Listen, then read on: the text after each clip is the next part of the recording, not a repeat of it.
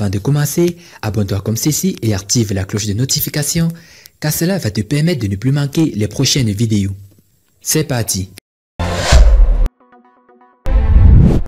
En moins de 2 jours, l'armée russe a pris pied en Ukraine et est aux portes de la capitale Kiev ce vendredi 25 février. Quelle est la capacité de l'armée ukrainienne à résister? Le rapport de force est-il autant en faveur de la Russie?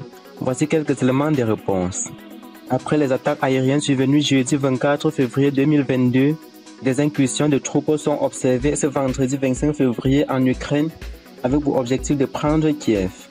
La Russie a mobilisé lors de cette opération ses forces aériennes et terrestres. Les Occidentaux s'alarmaient depuis plusieurs mois de l'importance des troupes russes massées aux frontières qui laissaient redouter une opération d'envergure. Selon les services de renseignement américains, Vladimir Poutine disposait de 1 500 000 soldats le long des frontières ukrainiennes. L'Ukraine a-t-elle les moyens de lutter face à l'armée russe? Sur le papier, le rapport de force est largement en sa défaveur.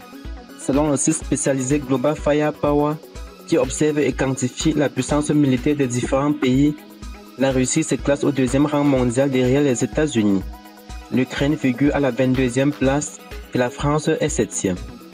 Dans les chiffres, la supériorité de l'armée russe est manifeste. Dans les airs tout d'abord, avec 4173 aéronefs contre 318 pour l'Ukraine. La Russie dispose de 772 avions de combat contre 69 pour l'Ukraine. Et les aéroports militaires ukrainiens ont été les premiers sites visés lors de l'attaque de jeudi. Selon Global Firepower, la Russie dispose de 850 000 soldats quand l'Ukraine a monté sa capacité à 200 000 hommes. À ces statistiques s'ajoutent des réalités. Les militaires russes disposent d'un entraînement plus poussé et beaucoup ont acquis de l'expérience des conflits précédents, notamment en Syrie. L'armée russe peut également s'appuyer sur 12 420 tanks et plus de 300 000 véhicules blindés contre 2 596 tanks et 12 300 véhicules blindés côté ukrainien. Les différences d'hommes et des matériels se trouvent également au niveau des budgets militaires des deux pays. La Russie consacre 4,3% de son PIB à son armée, soit un budget de 61,7 milliards de dollars en 2020. Pour l'Ukraine, sa part de PIB consacrée à la défense est proche de 4,1%, mais elle dégage un budget plus de 10 000 fois inférieur, qui est de 5,9 milliards de dollars.